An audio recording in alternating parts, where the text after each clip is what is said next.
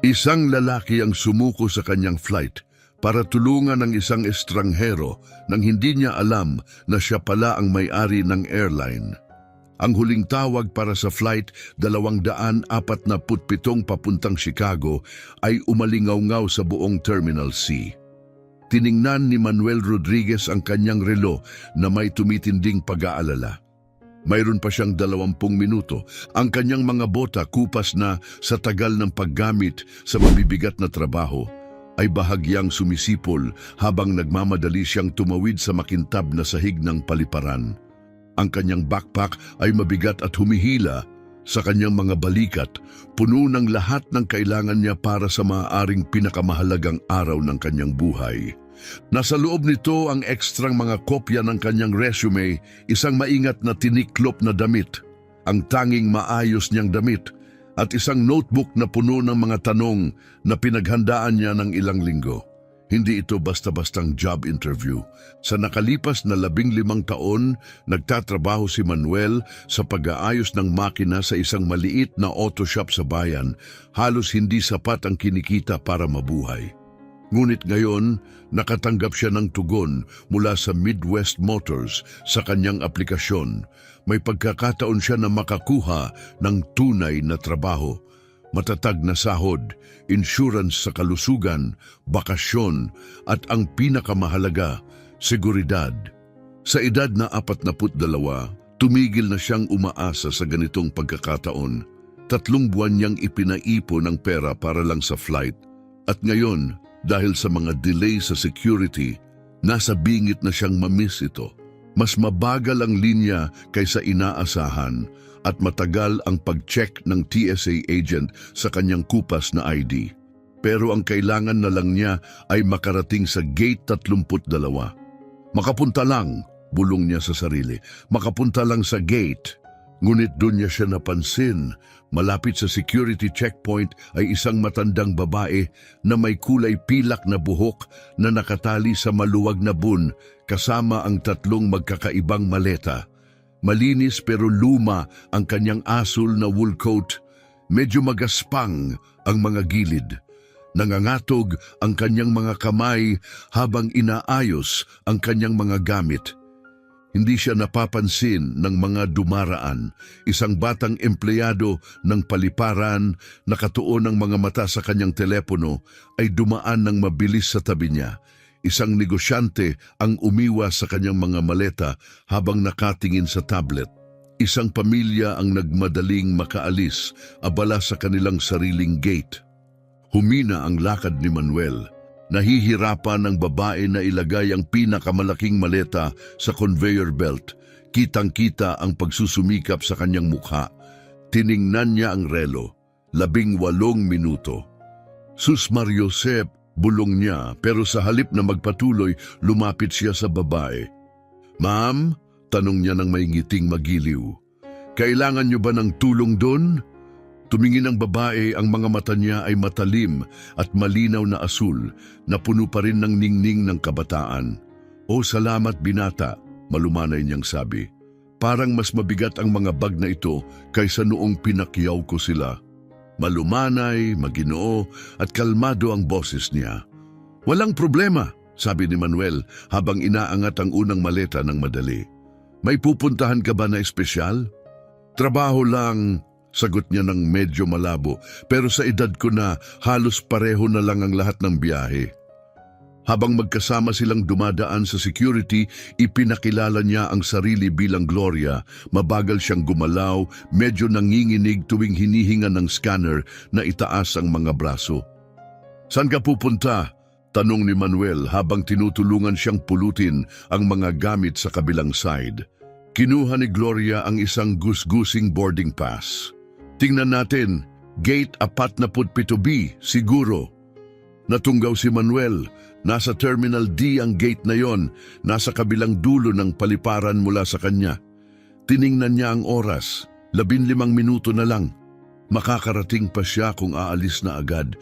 Pwede niya siyang batiin, magmadali papunta sa gate at makasakay sa flight na maaaring magbago ng kanyang buhay. Ngunit huminga siya ng malalim.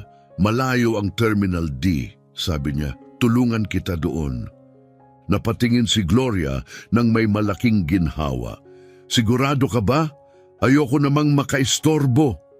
Walang problema, sagot ni Manuel kahit may pag-aalala sa dibdib. Kinuha niya ang 2 maleta ni Gloria at iniwan sa kanya ang pinakamagaan. Sabi ng nanay ko, tulungan mo ang makakatulungan mo. Dahan-dahan silang naglakad sa masikip na terminal. Inaayos ni Manuel ang lakad para sabayan si Gloria. Mabagal siya pero steady, madalas siyang humihinto. Lalong tumitindi ang kaba ni Manuel sa bawat paghinto. Mabuti kang tao, sabi ni Gloria habang nagpapahinga sila. Hindi na marami ang ganyan ngayon. Bahagyang umangat ang balikat ni Manuel. Ginagawa ko lang kung ano ang karaniwan. Pero karamihan hindi ginagawa, malumanay niyang sabi habang tinitingnan siya ng malapitan. Iyan ang pinagkaiba. Habang dumaraan sila sa tabi ng isang coffee stall, sinabi ni Gloria na medyo nahihilo siya. Hindi ako nakakain ng almusal, sabi niya, dahil sa pagmamadali kaninang umaga, nakalimutan ko. Tiningnan ni Manuel ang relo, 10 minuto na lang. Kung tatakbo siya ngayon, delikado. Bibigyan kita ng makakain, alok niya. Inilapag ang mga bag ni Gloria. Kape? Sandwich? Tsaa lang ayos na, sagot niya, hinahawakan ang kanyang bag. Sagot ko yan, ngiti ni Manuel. Magpahinga ka muna, babalik ako agad. Pagbalik ni Manuel, iniabot niya ang mainit na tasa ng tsaa at isang bagong blueberry muffin. Tinatanggap ito ni Gloria ng may pasasalamat. Kaya, anong dahilan ng pagpunta mo rito? Tanong niya habang dahan-dahang umiinom. Job interview, sagot ni Manuel. Pinakamalaki ko pang interview sa Chicago. Oh? Napataas ang kilay niya. Kailan ang flight mo? Lumiko si Manuel sa pinakamalapit na screen. Nakasilip ang mga salitang kumikislap. Flight 247 papuntang Chicago. Huling tawag na. May isang bagay sa mukha ni Manuel na tila nagpahiwatig ng totoo dahil nagbago ang ekspresyon ni Gloria at nawala ang kanyang ngiti. Oh, anak, na-miss mo ang flight mo dahil sa akin, hindi ba? Mahinang tanong niya. Pinilit ni Manuel na ngumiti ng bahagya, sinusubukang manatiling positibo. May iba pang mga flight, sagot niya. Hindi iyon ganap na totoo. Wala siyang pera para sa isa pang ticket, pero hindi niya kailangang malaman iyon ni Gloria. At ang interview mo? Tanong ni Gloria, puno ng pag-aalala ang mga mata. Maiisip ko rin naman kung paano, sabi ni Manuel habang muling iniangat ang mga bag niya na may pagod na pag-angat. Dalhin na kita sa gate mo. Pagdating nila sa gate 47B, matagal nang umalis ang flight 247. Tinulungan ni Manuel si Gloria na umupo sa isang upuan malapit sa gate at muling sinuri ang kanyang boarding pass. Nasa first class ka pala, sabi niya nang may pagkagulat. Ngumiti si Gloria ng mahinahon at misteryoso. Konting ginhawa lang na pinahihintulutan ko sa sarili ko paminsan-minsan. Sige, ayos na lahat. Mag-uumpisa na ang boarding mga 40 minuto pa, sabi ni Manuel, humihila ng isang hakbang palayo. Umiikot na ang isip niya sa mga posibilidad. Pwede ba niyang tawagan ang kumpanya para ipaliwanag? Pwede ba nilang i-reschedule ang interview? Pwede ba siyang matulog dito sa terminal hanggang makapag-ipon ulit para sa bagong flight? Habang aalis na siya, tinawag siya ni Gloria. Huwag ka muna. Hindi ko pala nakuha ang pangalan mo. Manuel! Manuel Rodriguez!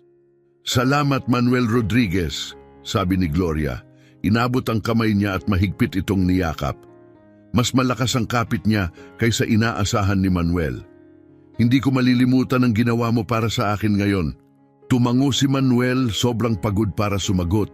Naglakad siya sa terminal na parang nagigising lang mula sa pagkahilo hanggang sa nakakita siya ng bakanting bangko malapit sa baggage claim.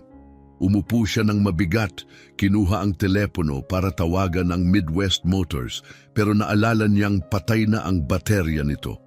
Ang huling dagok. Nakangarap siya sa malamig na pader habang nakasandal. Pumikit siya at huminga ng malalim. Ang backpack niya na puno ng pag-asa at mga plano ay naging unan niya. Ayaw niyang isipin ang pagkakataong nawalan siya. Siguro magpapahinga muna siya bago isipin kung ano ang susunod na gagawin. Habang unti-unting nahihiga sa hindi komportabling pagtulog, hindi niya maiwasang isipin ang mga matang bughaw, ang mga mata ni Gloria. Tumingin ito ng diretso sa kanyang pagod na mukha, lampas sa sirang pantalon at magaspang na mga kamay, lampas sa stress at pagkadismaya. Papasok sa bahagi ng kanyang sarili na halos nakalimutan na niyang nariyan. Biglang nagising si Manuel. Sakit ang leeg niya dahil sa nakakulitong posisyon na natulog. Tahimik na ngayon ang terminal, ang dating gulo ay naging katahimikan. Sa labas ng malalaking bintana, gabi na. Malumanay na kumikislap ang mga ilaw ng paliparan, nagpapalit-palit ng anino sa mga walang tao na mga gate. Tiningnan niya ang relo, 8:37 ng gabi, halos 4 na oras na siyang natulog. Gising at matigas ang katawan, instinct niyang hinanap ang telepono bago naalala, patay ang baterya. At biglang bumagsak ang bigat ng lahat. Ang na-miss na flight, ang trabahong sana'y makapagbago ng buhay niya, ang halos naubos na ipon. Kailangan niyang tawagan bukas ang dati niyang employer at tanungin kung tatanggapin pa rin siya kahit sigurado na siyang hindi na babalik. May dumaan na tagalinis na may daladalang trash cart at tumingin kay Manuel na parabang sinasabi, "Hindi ka na pwedeng magtagal dito. Kung wala kang ticket sa flight, isa ka lang sa mga taong naglo-loiter sa paliparan at bawal yon." Sa labas ng mga pintuan na salamin, tumatagos ang mga ilaw ng sasakyan sa gabi habang may mga bagong pasaherong dinadala. Sa mga karaniwang taxi at rideshare, may dumating na makintab na itim na town car at huminto ng maayos sa ilalim ng maliwanag na ilaw sa pangunahing pasukan. Bumaba ang isang driver na nakauniporme at maingat na binuksan ang pinto ng likuran ng sasakyan. Hindi masyadong pinansin ni Manuel hanggang mapansin niya ang babaeng bumaba. Maayos na ngayon ang ayos ng kulay pilak na buhok niya at pinalitan ng kupas na asul na coat ng isang eleganteng burgundy na wrap na parang galing sa magasin. Isang kwintas ng mga perlas ang kumikislap sa kanyang leeg. Ngunit ang pinaka nakakakuha ng pansin ay ang mga hindi mapagkakamaling bughaw na mata. Siya si Gloria, nanginig si Manuel. Nananaginip ba siya? Sobrang pagod ba siya kaya nakikita ang mga bagay na hindi totoo? Dapat ay nasa kabilang dulo na siya ng bansa. Umupo siya ng mas tuwid. Bigla ang napansin ang gulo ng buhok at gusot na damit. Ngunit nanatiling nakaupo, hindi sigurado kung ano ang gagawin. Siguro hindi pa siya nakita ni Gloria. Ngunit tiningnan niya ang paligid ng terminal ng may layunin, maingat na naghahanap hanggang sa napatingin siya kay Manuel. Ang mukha niya ay nagliwanag sa pagkilala. Sinabi niya ang isang bagay sa driver na tumango at bumalik sa sasakyan. Pagkatapos ay nilakad niya ng diretsyo ang bangkong kinauupuan ni Manuel. "Inakala kong dito kita mahahanap," malumanay niyang sabi, walang alinlangan. Tumayo si Manuel, nag-ayos ng awkward ng buhok na magulo. "Miss Gloria, akala ko nasa kalagitnaan ka na ng saan man pupunta ka?" "Nagbago ang mga plano," sagot niya ng may matalinong ngiti, walang dagdag na paliwanag. Malapit na napansin ni Manuel na may kakaiba sa kanya. Hindi lang ang damit, may tahimik na lakas sa kanyang tindig, isang kontrol na hindi gaanong halata noon. "At nandito ka pa rin dahil..." tanong niya ng malumanay. Naggestura si Manuel ng ditiyak. Tinutuklas kung ano ang susunod na gagawin. Patay ang telepono ko. Ang interview ay... Huminto siya. Ayaw niyang maramdaman ni Gloria na nalulungkot siya. Ang interview sa Chicago, sinabi ni Gloria, tinapos ang pangungusap para sa kanya. "Yung na mismo, dahil nanatili ka at tinulungan ng isang matandang babae na makarating sa kanyang gate. Umiling si Manuel. Sabi ko nga, may iba pang pagkakataon, pero kahit sinabi niya iyon, walang laman ang mga salita. Pinagmasdan siya ni Gloria ng mabuti, bahagyang iniling ang ulo. Paano kung may paraan para makarating ka pa rin sa Chicago ngayong gabi? Tanong niya. Natingin si Manuel ng naguguluhan. Ngayong gabi, hindi ko maintindihan. Pupunta rin ako roon, sagot niya ng kalmado. Umalis na kami ngayon nga. Tumingin si Manuel sa paligid ng naguguluhan. Pero, kakarating mo lang. Ngumiti siya muli. May mga kailangang ayusin muna ako. Ngayon babalik na ako sa lugar na orihinal kong balak puntahan. Nagpahinga siya sandali, pinahintulutan ng sandali na dumaan sa aking pribadong jet. Mahangin ang pagkakabitiw ng mga salita, ngunit inabot si Manuel ng ilang sandali bago ito maiproseso. Isang pribadong jet? Sino nga ba talaga ang babaeng ito? Gusto kitang isama, patuloy ni Gloria, kalmado at taos-puso ang boses. Isipin mo ito bilang maliit na pasasalamat sa kabutihang ipinakita mo ngayong araw. Humilay si Manuel sa upuan, halatang di komportable. Napakabait mo talaga, dahan-dahan niyang sabi, pero talagang hindi ko matatanggap. Ipinipilit ko, mahinahon, ngunit matibay siyang sagot. Tinulungan mo ako nang walang ibang tumingin. Pakiusap, hayaang suklian ko ang kabutihang iyon.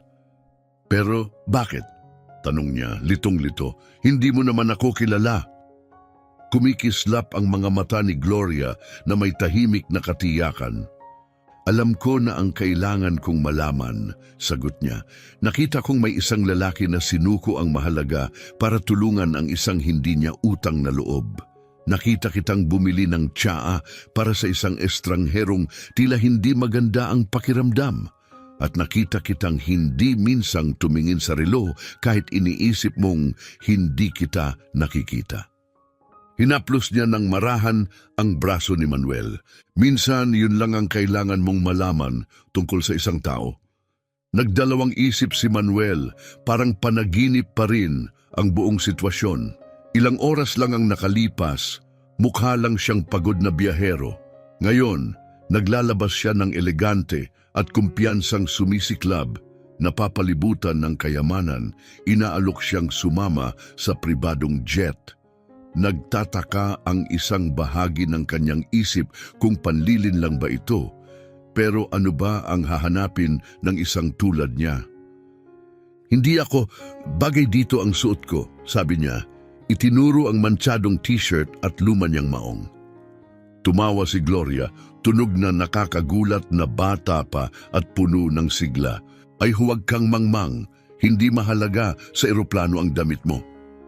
Sa kabila ng lahat ng pagdududa, tumayo si Manuel mula sa bangko at sinundan siya palabas. Kinuha ng driver na si James ang luma niyang backpack at maingat itong inilagay sa trunk, parang mamahaling bagahe. Habang umaalis sila sa terminal, huling tumingin si Manuel sa bangkong kanyang niluklukan. Ilang sandali lang ang nakalipas. Pakiramdam niya ay hindi lang upuan ang iniwan niya. Iniwan niya ang buhay na inisip niyang nakatali siya. May interview ka pa bukas, di ba? Tanong ni Gloria habang nililiko ang sasakyan papunta sa tahimik na bahagi ng paliparan. Oo, pero sa tingin ko, sagot ni Manuel. Mahusay, sagot niya agad. Makarating ka doon sa oras, walang problema. Kinuha niya ang kanyang telepono, makintab, moderno at mamahalin, at tumawag ng mabilis. Charles, papunta na kami, 2 pasahero ngayong gabi. Nilampasan ng sasakyan ang mga abalang terminal at dumaan sa pribadong bahagi ng paliparan kung saan nakapila ang mga makintab na maliliit na eroplano. Huminto sila sa labas ng pribadong hangar kung saan naghihintay ang isang magandang puting jet, nakababa na ang hagdan at malumanay ang mga ilaw.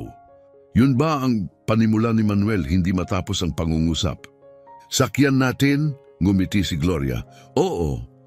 Bumaba siya ng sasakyan na tinulungan ni James at lumingon kay Manuel. Tara na, hindi maghihintay ang Chicago. Hindi pa rin makapaniwala si Manuel sa nangyayari. Sinundan niya siya papunta sa jet. Habang umaakyat sa hagdan, napansin niya ang logo sa ibabaw ng pintuan ng kabin. Isang estilong ibon na lumilipad. Lumilipad sa ibabaw ng mga letrang AH. Unahin mo, sabi ni Gloria, inaanyayahan siyang pumasok. Huminga ng malalim si Manuel at pumasok sa mundong hindi niya inakalang makikita niya. Ang loob ng eroplano ay parang isang magarang hotel suite kaysa isang sasakyang panghimpapawid. Inasahan niya ang marangyang gamit, pero ito, iba ito. Malambot cream-colored na leather ang mga upuan, malapad at kaakit-akit. Nagniningning ang mga mayamang kahoy sa ilalim ng malumanay na ilaw. Mula sa ayos ng mga mesa hanggang sa mga sariwang bulaklak, nagmumungkahi ito ng tahimik at eleganting karangyaan. Isang flight attendant na nakaunipormeng Navy ang bumati sa kanila pagpasok. Magandang gabi, Miss Flores. Handa na ang lahat ayon sa iyong hiling. Salamat, Evelyn, sagot ni Gloria. Ito si Ginoong Rodriguez. Sasama siya sa flight. Lumingon si Evelyn kay Manuel na may mabait ng ngiti. Maligayang pagdating, Ginoong Rodriguez. Maaari ko bang kuhanin ang iyong jacket? Nagdalawang isip si Manuel. Mabagal niyang tinanggal ang luma niyang denim jacket. Biglang napansin ang mantsa ng kape sa kanyang damit. Salamat, mahinang sabi niya, higit na pakiramdam na di bagay ang kanyang sarili. Pakiramdam mo ay komportable, sabi ni Gloria. Itinuturo ang isa sa mga marangyang upuan. Malapit na tayong umalis. Dahan-dahan umupo si Manuel. Halos inaasahan na sasabihan siyang hindi siya bagay dito, ngunit wala. Mas malambot ang upuan kaysa anumang nalaman niyang nasakyan.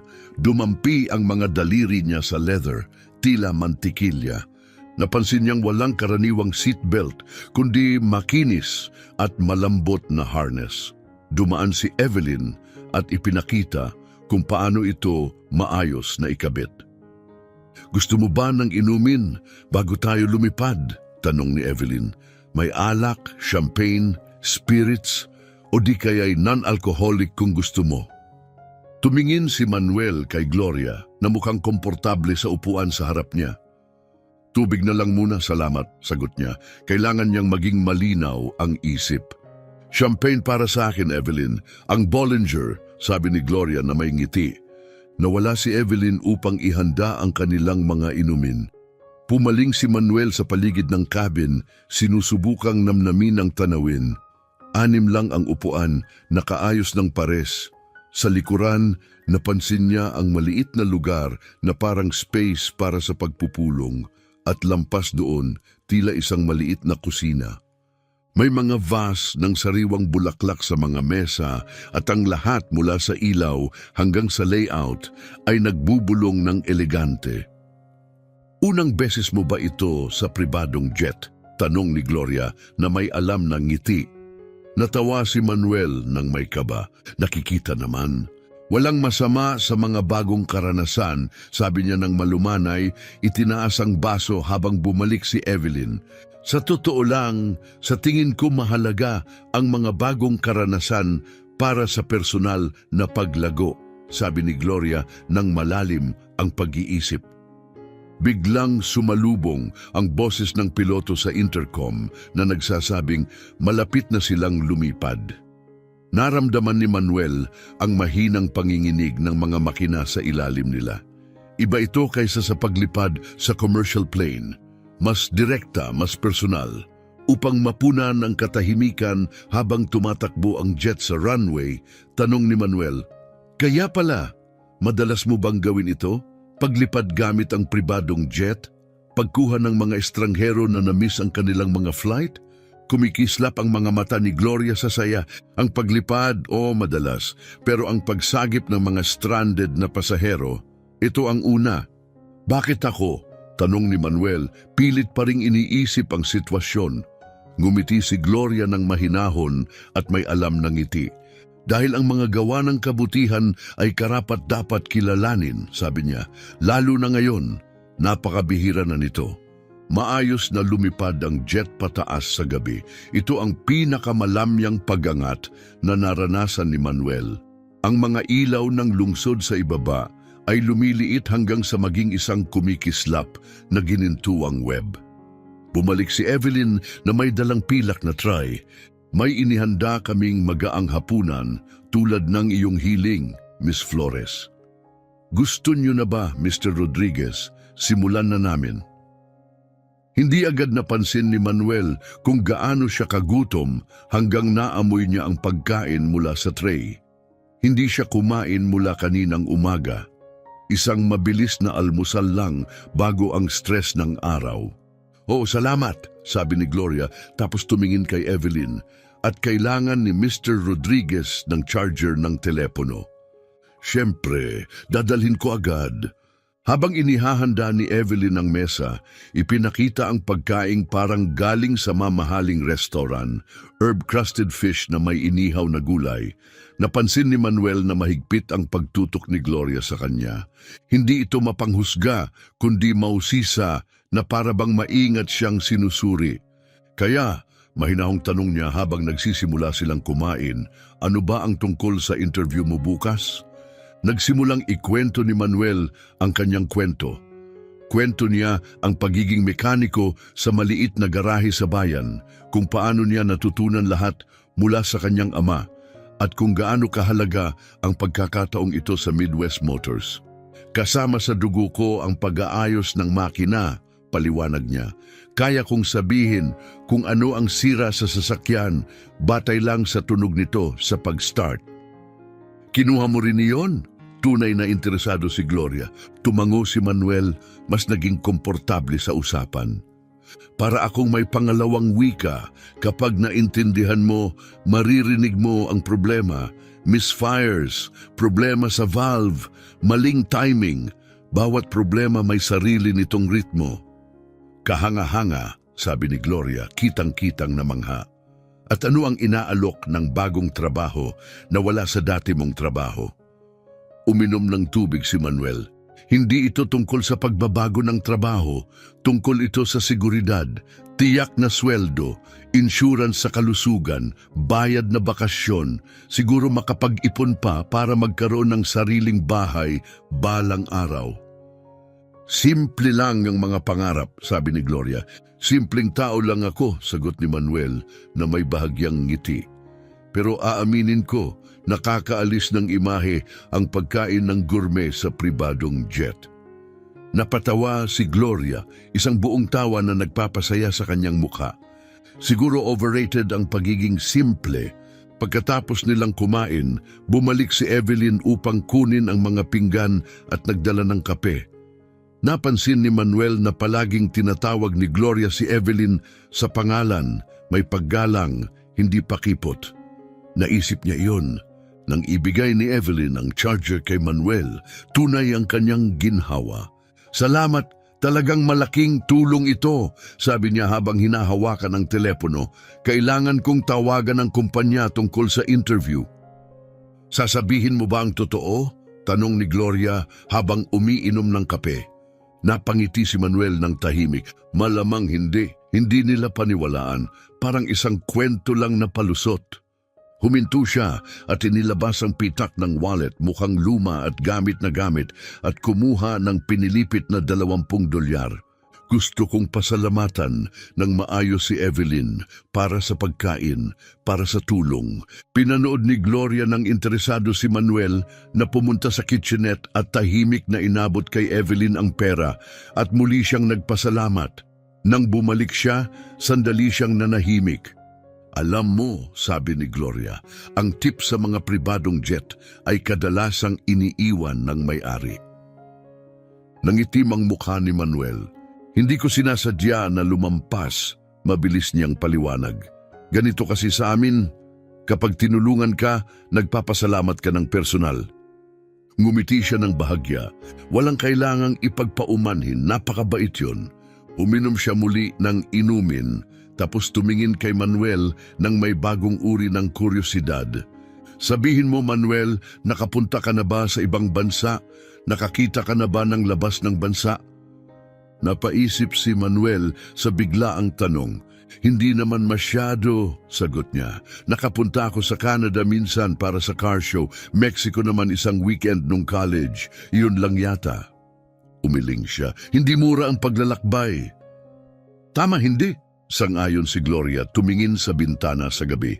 Tapos tanong ng parang di sinasadya, kilala mo ba ang Flores Airlines?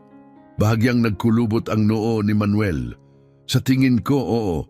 Yun ba yung bagong airline na nagsimula sa maliit na ruta tapos mabilis lumaki? Tumango si Gloria. Yan nga, malaki na ang paglago namin sa nakaraang 10 taon. Ipinakita niya ang paligid ng cabin. Sa totoo lang, pag-aari ng aming executive fleet ang jet na ito. Muling tumingin si Manuel sa eroplano, ngayon iba na ang pananaw.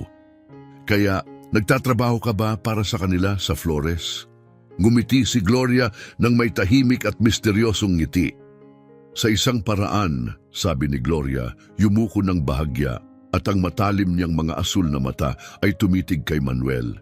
Pero marahil utang ko sa iyo ang isang wastong pagpapakilala.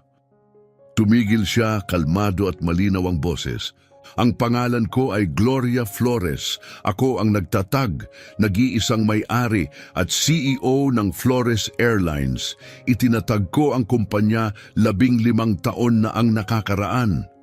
Napatigil si Manuel, nakasabit ang tasa ng kape sa kalahati ng pag-angat sa kanyang mga labi.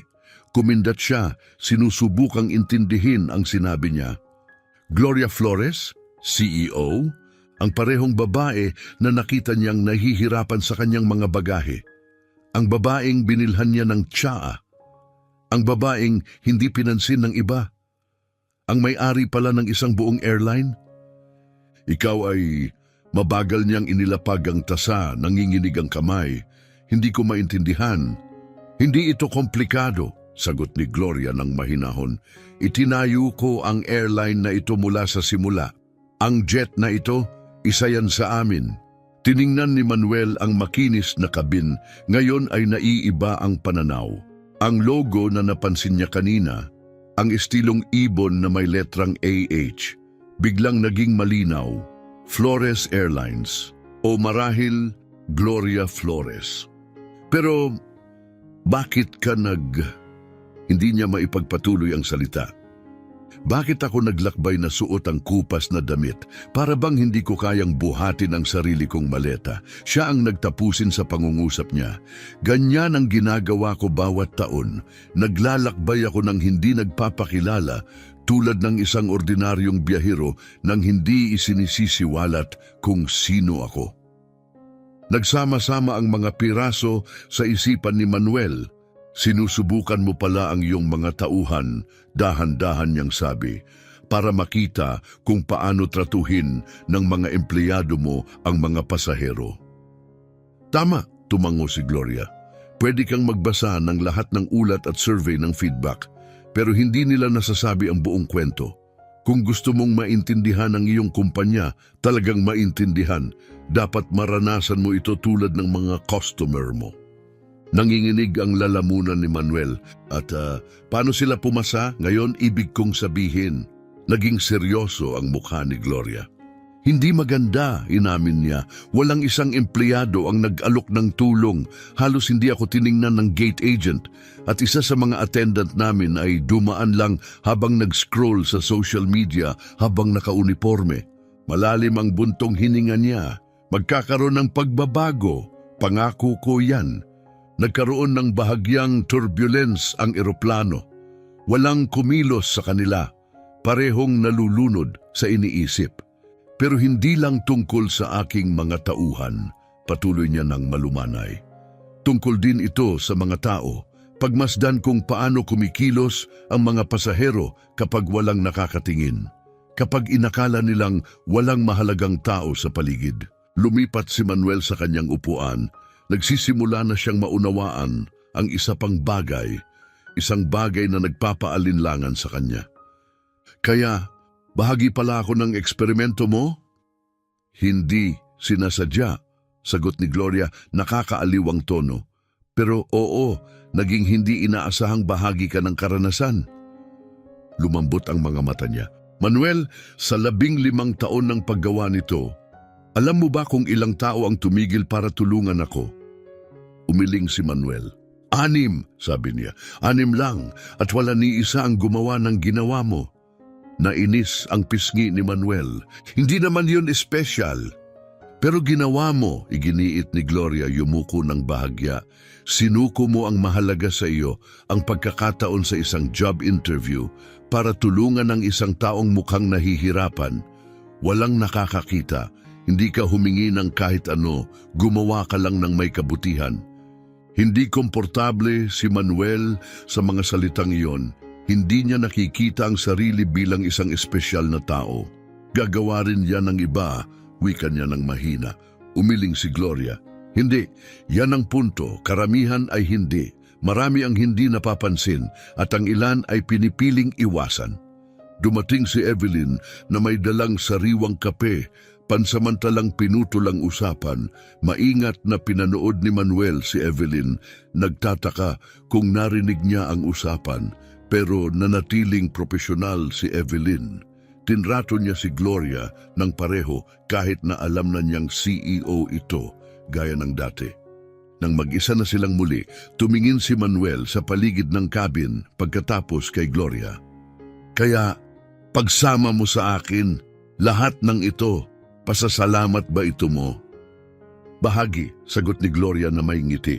Pero may higit pa rito, nagsisimula akong maging mausisa. Mausisa? Gayang ni Manuel. Tungkol saan? Tungkol sa iyo, Manuel Rodriguez, sabi niya, tinitingnan siya ng mabuti. Tungkol sa kung ang talento mo sa ilalim ng hood ng kotse ay maaaring magamit din sa ibang lugar. Napataas ang kilay niya. Hindi ko maintindihan.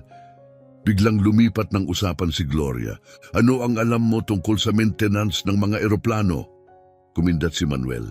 Hindi gaanong marami, sa totoo lang, mga pangunahing kaalaman lang, mga makina, cooling, fuel systems. Ibig sabihin combustion ay combustion. Pero mas komplikado ang mga eroplano. Hindi pa ako nakapagtrabaho sa isa. Pero matututo ka ba?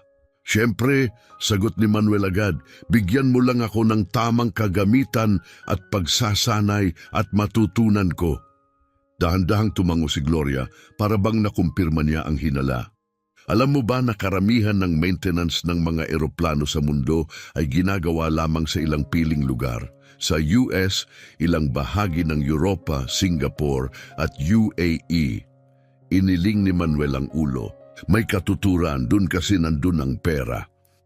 Arawd, tama, sabi ni Gloria, maliwanag ang mga mata sa paninindigan. Ngunit isang seryosong issue ito para sa mga umuunlad na rehiyon. Yumuko siya ng bahagya, kalmado ngunit may layuning boses. Ang mga bansa sa Afrika, ilang bahagi ng Timog Silangang Asya, Timog Amerika, lahat sila ay mabilis ang paglago sa paglalakbay sa himpapawid. Pero kapag kailangan ng maintenance ang kanilang mga eroplano, madalas kailangang ipadala ito ng libu-libong milya ang layo. Mahal ito, hindi epektibo. At dahil sa mabilis na paglaki ng aviation sa buong mundo, hindi ito sustainable. Dahan-dahan tumango si Manuel, sumusunod sa lohika ni Gloria. Hindi pa rin siya sigurado saan ito patungo, pero malinaw na hindi lamang para makipag-usap si Gloria. 3 taon na ang nakalipas nang sinimulan kong bumuo ng solusyon, patuloy niya. Isang sistema ng mga regional maintenance hub, mga modernong pasilidad na itinayo sa mga lugar na kulang sa serbisyo.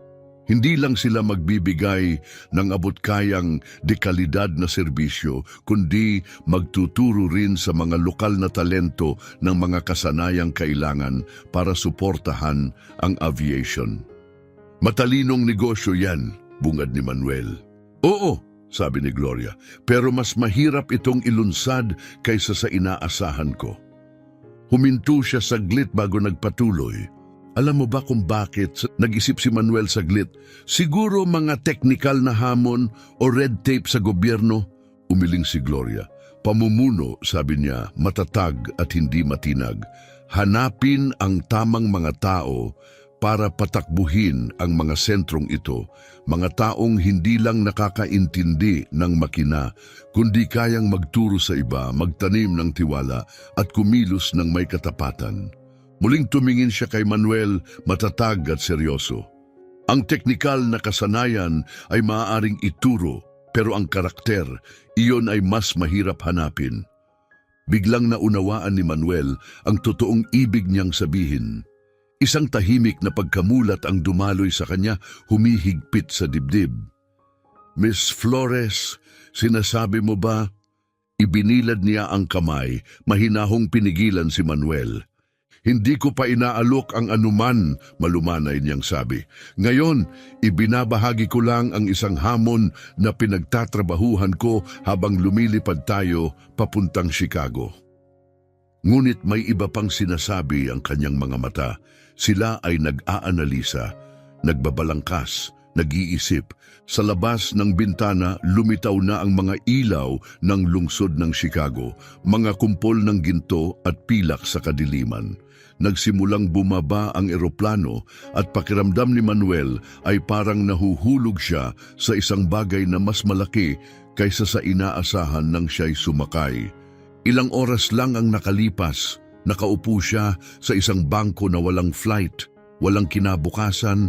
Iniisip kung pwede pa niyang tawagan ng garahe at magmakaawa na ibalik siya sa dati niyang trabaho.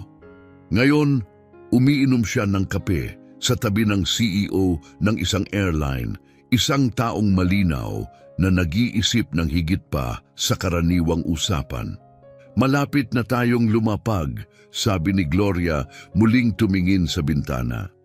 Sisiguraduhin ni Evelyn na makarating ka ng komportable sa iyong hotel. Nahihirapan si Manuel maghanap ng tamang mga salita. Salamat sa lahat. Ito ay parang ginawang saglit ang kanyang mga kamay. Hindi ko na alam ang sasabihin. Mabait ang ngiti ni Gloria. Hindi pa tapos ang pag-uusap natin, Manuel Rodriguez. Pero ang mahahalagang desisyon ay nangangailangan ng pahinga at may interview ka bukas. Hindi ko hahayaang makaistorbo doon. Napangiti ng bahagya si Manuel. Kahit na binanggit mo na may ibang alok kang ihahandog, kumikislap ang mga mata ni Gloria ng may kalikutan. Kahit ganoon, mabuti naman na may mga option, hindi ba? Kumuha siya ng business card mula sa kanyang bag. Iba ito sa lahat ng nakita ni Manuel, simple at elegante. Pangalan niya lang, ang logo ng Flores Airlines at isang numero ng telepono. Walang titulo, walang email, walang opisina. Tawagan mo ang numerong ito bukas ng gabi pagkatapos ng interview mo, sabi niya. Doon tayo muling mag-uusap. Maayos na lumapag ang eroplano, napakalamig na para maramdaman ni Manuel. Habang bumabiyahe sila papunta sa pribadong hangar, hindi maiwasan ni Manuel na magtaka, makakapasok pa kaya siya sa isang jet na ganito muli? Para bang narinig ni Gloria ang kanyang mga iniisip, malumanay niyang dagdag. Minsan, nagbabago ang buhay sa mga paraang hindi natin inaasahan. Ang tanong, handang-handa ba tayong sundan ito? Naupo si Manuel nang mag-isa sa kanyang kwarto sa hotel, nakatingin sa nakaprint na job offer. Inialok siya ng Midwest Motors ng mas magandang proposisyon, $62,000 kada taon, buong benepisyo, 2 linggong bayad na bakasyon, at pagkakataong makapromote. Magandang alok, mas mabuting buhay kaysa dati.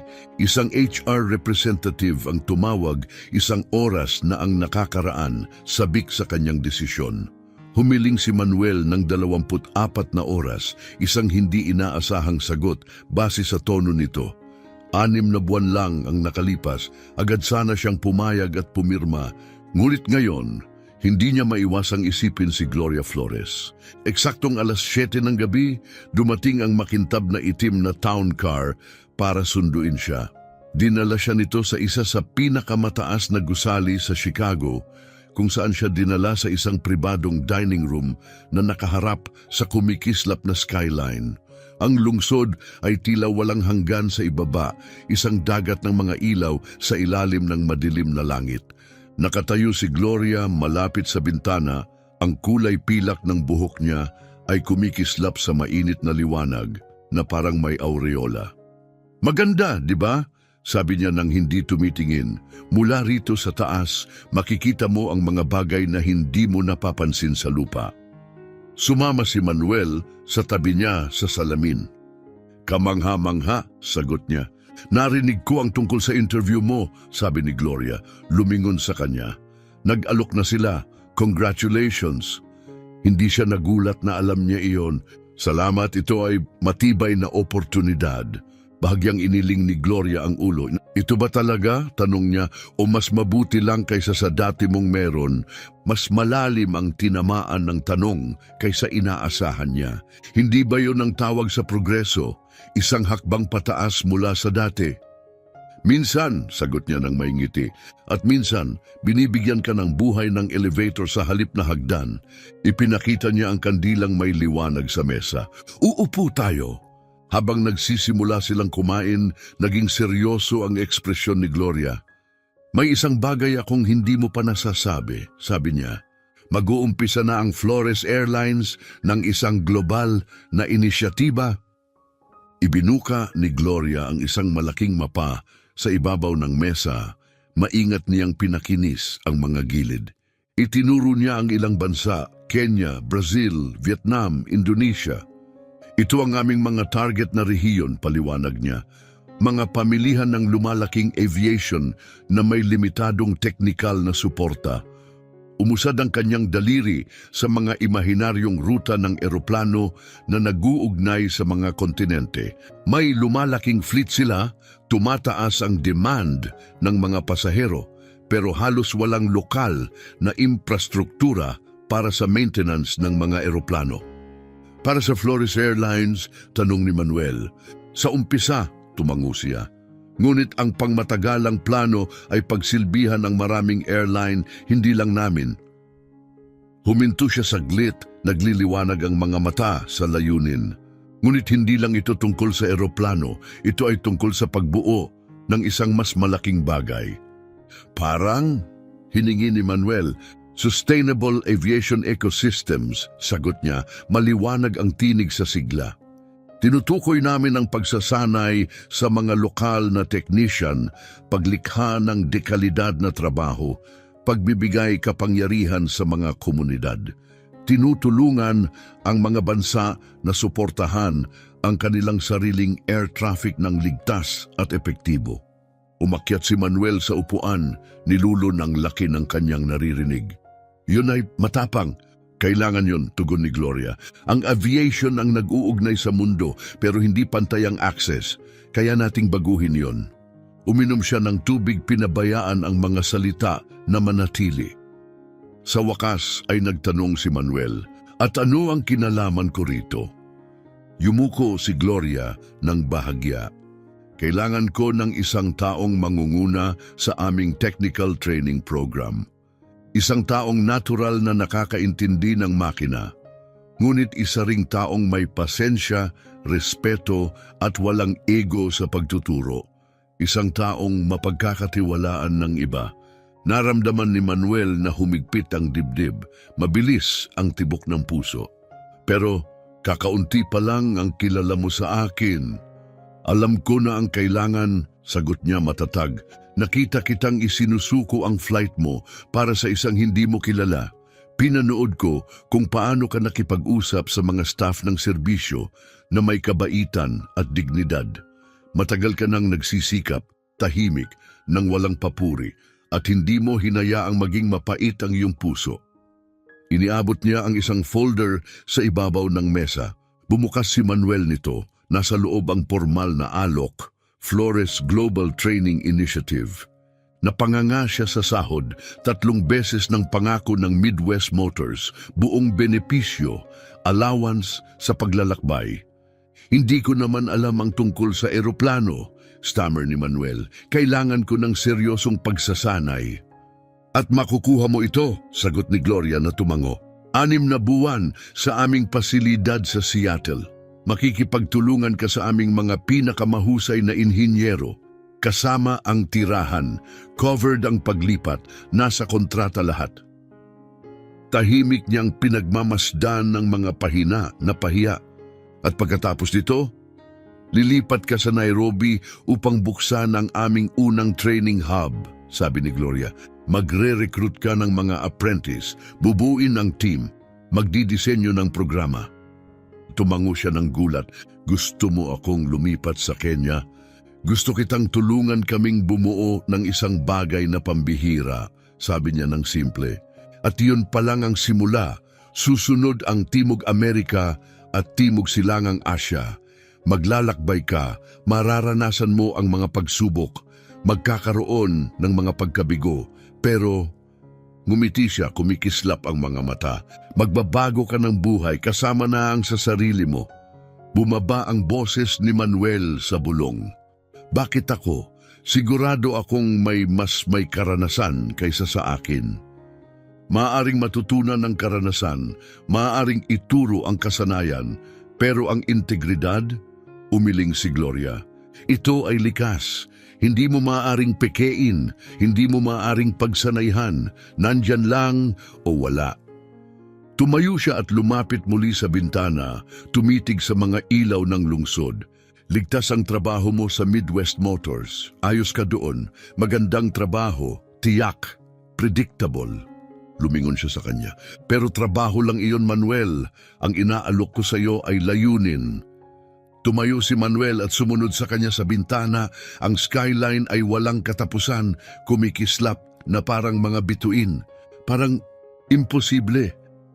Ganun talaga ang mga pinakamagandang bagay sa simula, malumanay niyang sabi. Tiningnan siya muli. Kahapon, tinulungan mo ang isang matandang babae na may mabibigat na bag. Ngayong gabi, hinihiling ko na tulungan mo naman kaming buhatin ang buong komunidad.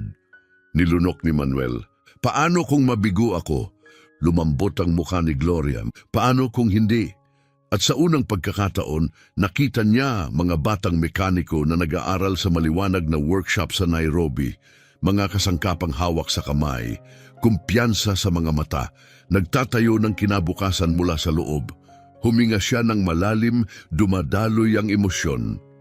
Kailangan ko munang mag-isip, sabi niya. Siyempre, sagot ni Gloria, pero iniisip mo na siguro ito simula nang lumapag tayo. Iniabot niya ang panulat.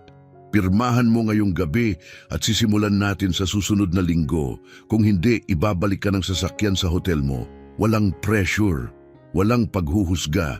Ang desisyon ay sayo. Lumayo siya, binibigyan siya ng espasyo. Tumingin si Manuel sa kontrata, tumingin sa panulat. Mas mabigat ito kaysa anumang wrench o socket na naitanim niya. Ang buong buhay niya ay ginugol sa maingat na mga hakbang, ligtas na galaw. Hindi kailanman sumugal. Naalala niya ang kanyang ama, ang lalaking nagturo sa kanya mag-ayos ng makina, ngunit hindi kailanman umalis sa bayan kung saan sila ipinanganak. At ngayon, narito siya, isang pirma ang layo sa muling pagsusulat ng lahat. Naalala ni Manuel Rodriguez ang lahat ng taon na ginugol niya sa pagtatrabaho sa iisang garahe na naipit sa paulit-ulit na gawain. Araw-araw, tila walang pagbabago. Unti-unti, ang mga pangarap na dati niyang hinangad ay naging maliit na lamang, halos nakalimutan na. Ngunit naalala niya si Gloria, nahihirapang buhatin ang kanyang mga bagahe habang nililipas siya ng mga tao nang hindi man lang tumitingin. Minsan, ang tamang landas ay yaong pinapabaya ang daanan ng karamihan. Huminga siya ng malalim at pinirmahan ang kanyang pangalan sa papel. At ang pirma na iyon ang nagmarka ng simula ng ganap na bagong yugto sa kanyang buhay. 1 taon at kalahati ang lumipas, natagpuan ni Manuel ang sarili sa observation deck ng bagong tayong Flores Aviation Training Center na matatagpuan sa labas ng Nairobi. Ang unang sikat ng araw ay naghahaba ng mga anino sa airfield, kung saan nakapila ang 3 eroplano naghihintay sa inspeksyon. Mula sa malalawak na bintana, nakita ni Manuel ang kanyang koponan, 30 tekniko, lahat lokal na sinanay niya ng personal. Sila'y kumikilos ng may layunin at husay. Bawat gawain ay ginagawa ng maingat at tumpak. Nakagawa ka ng isang kahanga-hangang bagay dito, Ginoo Rodriguez, sabi ni Jamal Kamani, Ministro ng Transportasyon ng Kenya na nakatayo sa tabi niya. Mula sa isang ideya hanggang sa isang ganap na operatibong sentro sa loob ng hindi pa aabot sa 2 taon. Ngumiti si Manuel nang mapagkumbaba. Tumulong lang ako para maging totoo ang bisyon. Ang tunay na kredito ay sa koponan at kay Miss Flores. Sa sandaling iyon, tumango si Jamal patungo sa pintuan ng pasukan kung saan dumating ang isang pamilyar na town car. Kahit sa tagal ng panahon, nakaramdam pa rin si Manuel ng kaunting kaba. Ganun talaga si Gloria sa mga tao. Bumaba siya sa sasakyan na napakagaan ng kilos, nakasuot ng magaan na linen suit na angkop sa mainit na klima ng Nairobi. Ngayon ay 73 na siya, medyo mabagal na ang kilos kumpara noon. Ngunit ang matalim niyang mga mata ay puno pa rin ng talino at enerhiya, gaya noong araw na una silang nagkita. Minister Kamani, bati niya ng taos puso habang nakikipagkamay. Salamat sa pagdalo. Paano ko naman ito palalampasin? Sagot nito. Nakapaglikha na ang sentrong ito ng mahigit 100 trabaho at marami pang inaasahan. At narinig ko na pumirma ka na ng unang kasunduan sa labas ng Flores Airlines. Ethiopian Airways, kinumpirma ni Gloria, darating ang kanilang mga eroplano sa susunod na linggo. Kahanga-hanga talaga, sabi ng ministro habang tinitingnan ang relo. Dapat ko nang makasama ang ibang mga bisita sa ibaba. Malapit nang magsimula ang seremonya. Pag-alis niya, ibinaling ni Gloria ang pansin kay Manuel. Tiningnan siya mula ulo hanggang paa. Ang maayos na uniformeng may logo ng Flores, ang tahimik na kumpiyansa ng tindig, at ang bahagyang lagay ng kulay ng balat mula sa buwan ng paglabas sa ilalim ng araw ng Afrika. Tila karapat dapat ka rito, sabi niya nang may ngiti. Napatawa si Manuel. Karamihan ng mga araw, ganoon ang pakiramdam ko. Mahirap pa ring paniwalaan kung gaano na talaga nagbago ang lahat. Tumingin si Gloria sa campus, mga makabagong hangar, mga silid-aralan, mga tirahan para sa mga trainee, at ang bagong pinalawak na runway para sa mas malalaking eroplano. Nagsisi ka ba, tanong niya, na tinanggihan mo ang mas ligtas na landas? Tumigil si Manuel at nag-isip gaya ng lagi niyang ginagawa sa mahahalagang tanong niya. Hindi, sagot niya ng tapat, pero nagtatanong pa rin ako kung bakit mo ako pinili. Kumikislap ang mga mata ni Gloria nang may tahimik na biro. Ang buong karera ko ay tungkol sa matatalinong panganib, Manuel, at isa ka sa pinakamagagaling na naging panganib. Lumapit ang isang aide para ipaalam na handa na ang seremonya ng dedikasyon. Habang papunta sila sa elevator, sandaling huminto si Gloria. May dala ko para sa iyo, sabi niya, hinihila ang maliit na kahon mula sa kanyang bag, isang munting alaala. Sa loob nito ay isang silver na keychain na hugis maliit na maleta, pang-alala sa isang bag na mas madaling buhatin kaysa sa mga nakasalubong natin, sabi niya na may kislap sa mata. Napatawa si Manuel na antig sa regalo. Siguro iyon ang pinakamahusay na bagay na natulungan ko kailanman. Bumaba sila sa ground floor kung saan naghihintay ang malaking tao, mga opisyal ng gobyerno, mga partner ng airline, ang unang pangkat ng mga nagtapos na tekniko at mga miyembro ng lokal na komunidad. Isang nakatakip na plake ang nakatayo sa pintuan ng hangar, handa ng ibunyag. Habang pumwesto sila malapit sa podium, napatingin si Manuel sa pintuan ng kanyang opisina sa gilid. Nakalagay ang kanyang pangalan sa frosted glass. Nakalatag ang mga plano sa mesa. At isang naka-frame na litrato niya kasama si Gloria, kuha noong araw na natapos niya ang pagsasanay sa Seattle. Nagsimula ang ministro ng transportasyon sa kanyang talumpati, ipinapaliwanag ang papel ng sentro sa pagpapalago ng industriya ng aviation sa Kenya. Nakinig si Manuel, ngunit ang isip niya ay lumilipad pabalik. Sa sandaling iyon, sa bangko ng paliparan, nang siya ay nakatulog, naniniwala na nawasak ang kanyang kinabukasan. At ngayon, sabi ng ministro, iniimbitahan ko sina Miss Gloria Flores at Ginoong Manuel Rodriguez na ibunyag ang dedikasyon ng plaque para sa natatanging pasilidad na ito. Sabay nilang hinila ang tali, inalis ang makintab na bronze na plaque na may nakasulat, Flores Aviation Training Center, Nairobi, kung saan ang kabutihan ay lumilikha ng oportunidad. Ipinilit ni Gloria ang parira lang iyon, pinili ito sa halip na mga suhestyon mula sa kanyang marketing team. Pagkatapos ng seremonya, habang naglalakad sila sa gitna ng mga tao na bumabati at nagbibigay ng mga magagandang salita, mahinahong hinawakan ni Gloria ang braso ni Manuel. Alam mo ba kung ano ang pinakakapagpapasaya sa akin? Tanong niya ng malumanay. Ang mga programa sa pagsasanay, ang mga kontrata, ang pagsabak sa silangang Aprika? Hulaan niya. Umiling siya. Na kaya ko pang makita ang tunay na karakter ng isang tao. Nalampasan mo ang inaasahan, Manuel, sabi ni Gloria. Ang susunod na pasilidad sa Paulo, sa iyo ang pamumuno kung interesado ka. Isang malakas na alon ng pasasalamat ang dumaloy kay Manuel na hindi niya inaasahan dahil sa tindi nito. Ikinararangal ko po, sagot niya ng may taos-pusong tinig.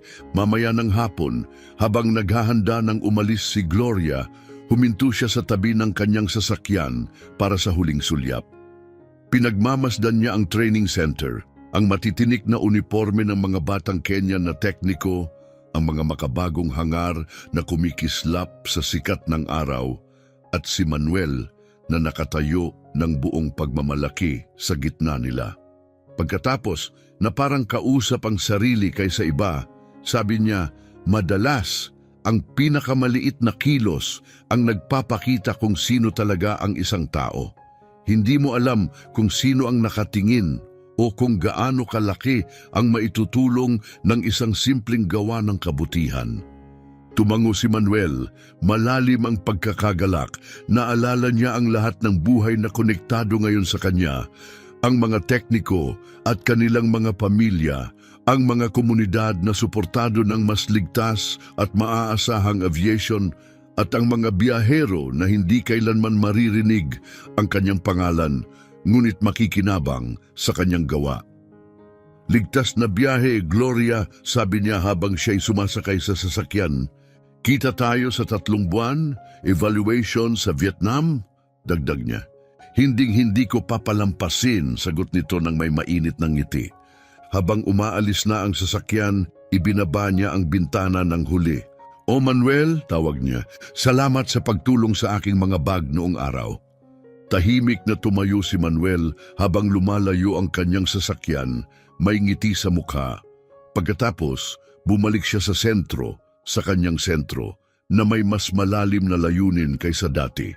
Sa isang paliparan, may isang tao ngayong pinipili kung magmamadali o maglaan ng sandali para tumulong. Sana ay piliin nila ang parehong desisyon na pinili niya noon. Dahil minsan, ang mamiss na flight ang nagdadala sa iyo sa pinakamahalagang pagkakataon ng iyong buhay. Ilang buwan ang lumipas, nakaupo muli si Manuel sa likod ng isang marangyang town car. Ngayon, dinadala siya sa elegante at mataong Gold Coast na bahagi ng Chicago. Huminto sila sa harap ng isang tahimik, walang palatandaan na gusali, walang kumikislap na ilaw, iisang makintab na brass na numero lang sa pinto. Sa loob, mahinahon at mahina ang ilaw. Pinangunahan siya ng Maitre D sa isang malumanay na ilaw na kainan patungo sa isang pribadong sulok sa likuran. Nandoon si Gloria Flores, nagre-review ng mga dokumento gamit ang isang makabagong tablet sa isang bilugang mesa. Nakasuot siya ng madilim na navy suit, mahigpit ang pagkakaayos, nagpapakita ng tahimik at matatag na kapangyarihan. Ang kanyang pilak na buhok ay maayos na nakapin sa isang eleganteng estilo. Tumungo siya ng bahagya nang lumapit si Manuel. Mabilis siyang sinuri ng matalim na asul na mga mata bago ngumiti ng mainit. "Manuel, eksaktong oras," bati niya. Inayos ni Manuel ang kanyang blazer, medyo nahihiya.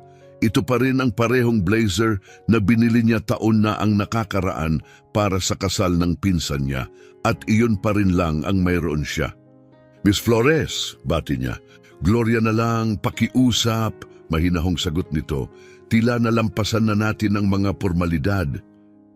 Ipinahiwatig niyang maupo si Manuel. "Wine! Tubig na lang muna, salamat," sagot ni Manuel.